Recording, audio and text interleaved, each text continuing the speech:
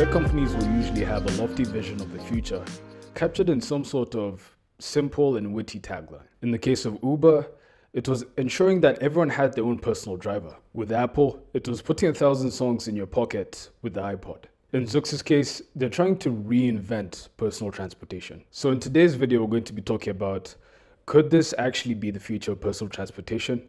And what makes good transportation in the first place? If you're unfamiliar with Zoox, they are a startup that was acquired by Amazon last year that is focused on building fully driverless taxis. But before we think about how we can reinvent personal transportation, what is good transportation anyway? After doing some research, there are about 6 things that characterize good transport. So here are the 6.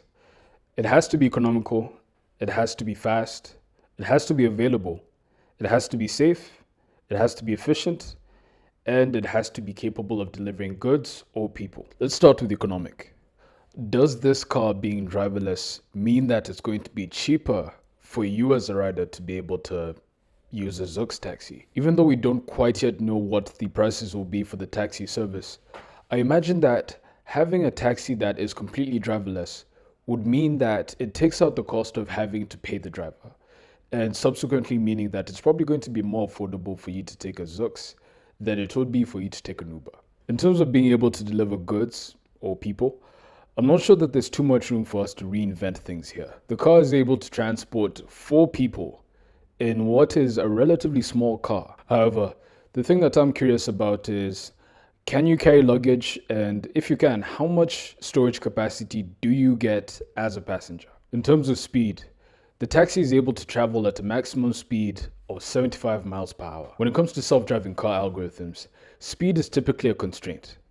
The faster that the car goes, the quicker the system has to be able to respond to the environment. So for a car that's only able to travel up to 75 miles per hour, it makes a lot of sense that Zoox chose dense urban environments as the main site for it to run its taxi services. In terms of availability, it's probably my guess that them being able to coordinate their vehicles and have them in prime locations that are closest to where most of their requests are coming from will probably allow them to optimize the number of vehicles that they have in a way that they probably couldn't if they were using human drivers. In terms of safety, because people are still warming up to the idea of cars driving themselves, car companies are still taking a very conservative approach in terms of their self-driving car algorithms. So at a speed of 75 miles per hour at its max, and also the fact that it will be mostly operating in dense urban environments, I have a lot of confidence that this is a system that has been rigorously tested and will definitely be a lot safer than a human driver once it hits the road. In terms of efficiency,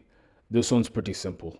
The car is going to be electric. So in terms of those 6 things that make up a good transportation system in the first place, I think Zoox will have plenty of opportunities to fine-tune things and probably make marginal improvements to the quality of the experience of riding in a taxi. But marginal benefit is still not reinventing personal transport.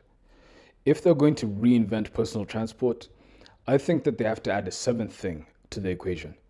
And that 7th thing is the experience. The experience of the self-driving car is where the biggest opportunity lies for self-driving cars to be radically different from anything we've ever experienced with human-driven vehicles. Now that we no longer have to accommodate a steering wheel and other driving facilities that we used to have for drivers to drive the car, a lot of drives in that sentence, is it possible for us to use that additional space that we have in order to make it easier for people to commute in the morning? Maybe the experience of the morning commute could be that a Zoox taxi is able to allow you to have a workspace as you get to your workplace. Perhaps that could also mean having a dedicated media experience within the taxi. In my opinion, enhancing the entertainment experience is one of the more obvious ways that we can make self-driving cars and getting from point A to point B a lot more interesting. At the end of the day, what Zoox is doing is still really incredible.